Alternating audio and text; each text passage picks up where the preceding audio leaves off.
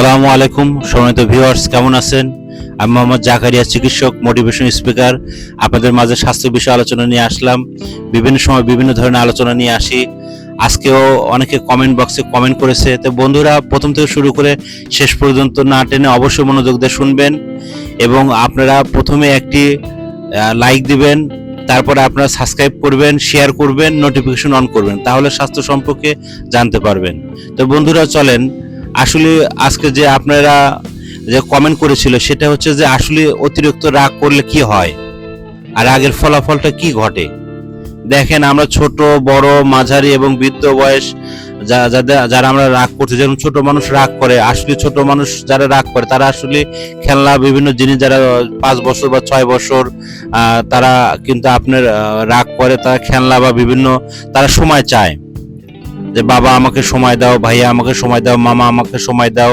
সেই ক্ষেত্রে যদি রাগ করে, সেই ক্ষেত্রে কিন্তু অনেক কিছু ক্ষতি করতে পারে। আপনার মোবাইল থেকে শুরু করে বিভিন্ন জিনিস ভাঙচুর করতে পারে। তাকে বোঝাতে হবে, বোঝালে তার ব্রেনটা ঠান্ডা থাকবে। ব্রেনটা ঠান্ডা থাকলে সে বুঝতে পারবে যে এটা আসলে ন্যায় অন্যায়।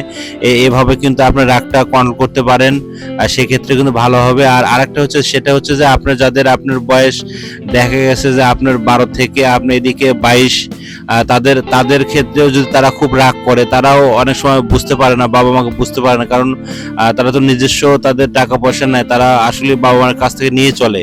তাই বন্ধুরা, আমি সবসময় বলে থাকি যে আপনারা সবসময় মনোযোগ সহকারে শুনবেন। আমাকে যারা দেখছেন অবশ্যই একটি সাবস্ক্রাইব এবং শেয়ার এবং লাইক এবং কমেন্ট করবেন, তাহলে শুনুন। বন্ধুরা, যারা আপনার এই বয়সী আপনার 12 থেকে যেগুলো 18 বছর, তারা অনেক সময় রাগ করে থাকে বাবা মার উপর, আর রাগ করে থাকার কারণে কিন্তু অনেক ধরনের ক্ষতি হয়ে যায়। তারা অনেক সময় কিন্তু ভুলভাল ওষুধপত্র বা বিভিন্ন এলোমেলো ওষুধপত্র, ঘুম বা বিভিন্ন মানে নেশা বা ড্রাগ জাতীয় খায় ফেলে, মারাত্মক হুমকির মধ্যে আপনার কিন্তু পড়ে যায়।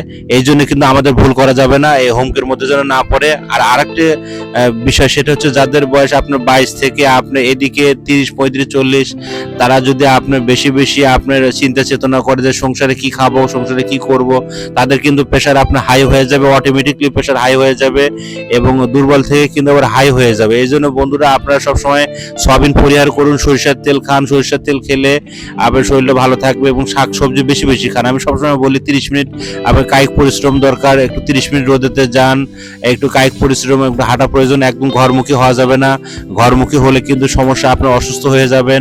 আপনার সানলাইট প্রয়োজন, কারণ সানলাইট ছাড়া কিন্তু মানুষ অচল, মানুষ কিন্তু চলতে পারবে না। এই জন্য আপনারা কিন্তু রাগ কন্ট্রোল করার জন্য নিজেকে নিজে আপনারা নসিহত করবেন। আর সবচেয়ে ভালো হয় আপনারা যাদের বেশি রাগ, তারা অন্তত আপনার সিজদায় পড়বেন, অন্তত 5 ওয়াক্ত নামাজ কালাম পড়বেন।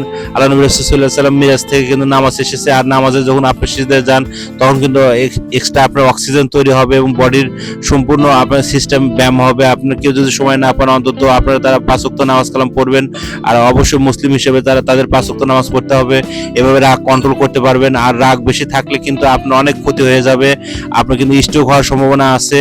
অনেক ক্ষেত্রে কিন্তু আপনার দেখা যায় যে ব্রেনে এই যে হরমোনটা, এটা কিন্তু বিশাল আকারণ করে। আপনি যে চিন্তা চেতনা করেন সেটার উপর কিন্তু বিশাল আকারণ ধারণ করে।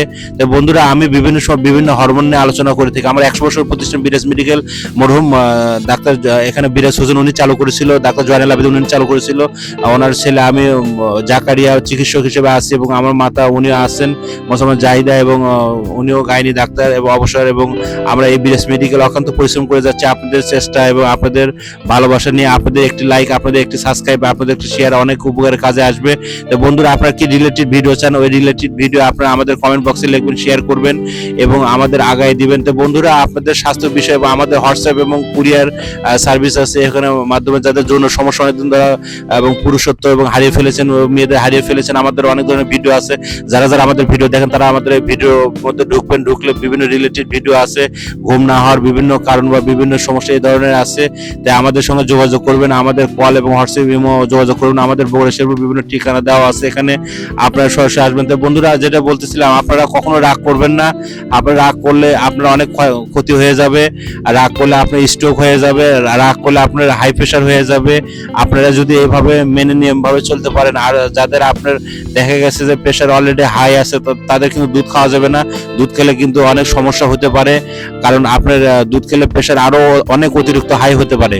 তখন সেই ক্ষেত্রে কিন্তু আপনার অবস্থা খুব খারাপ। আর যদি ওই ক্ষেত্রে হয়ে থাকে আপনার ডাক্তারের পরামর্শ অনুযায়ী ছাড়া চলবেন না, ডাক্তারের পরামর্শ অনুযায়ী নিয়ে অবশ্যই চলবেন এবং এলোমেলো খাবার খাবেন না, বেশি হাইব্রিড টাইপের খাবেন না। আর আপনার একটু সামুদ্রিক মাছ, কট লিভার অয়েল প্রয়োজন এবং আপনার ভিটামিনস টাইপের শাকসবজি প্রয়োজন এবং রাত্রিতে খাবার একটু হালকা খাবেন, বেশি খেলে এবং সমস্যা। এবং সকালে একটু নাস্তা এবং দুপুরে 3টা টাইমে আপনার খাবেন, সকাল 8টা এবং সকাল দুপুর এবং আপনার 2টা থেকে 12টার মধ্যে। আর রাত্রিতে আপনার 6টা থেকে 8টার মধ্যে অবশ্যই খাবেন এবং রাত্রিতে ভারী কাজ কম রেখে এবং অবশ্যই আপনার 8 থেকে 10 ঘন্টা আপনাকে ঘুমাতে হবে। এই বডিটা ঠিক রাখার জন্য 8 থেকে 10 ঘন্টা যদি না ঘুমান আপনার শরীরটা কিন্তু ভালো হবে না, সুস্থ হবে না। তাই বন্ধুরা সবসময় পুনরায় আমি সবসময় বলে থাকি যে সুস্থ থাকার জন্য নিজেকে ভালোবাসেন, তাহলে অফিস আদালত যারা যে বিজনেস করেন সেখানে আপনারা করতে পারবেন। তাই বন্ধুরা আমাকে সবসময় দেখেন, আমাকে সবসময় ভালোবাসেন, আমাকে চয়েস করেন। তাই আপনাদের জন্য সবাইকে আমি দোয়া করি আপনারা সুস্থ থাকেন, ভালো থাকেন।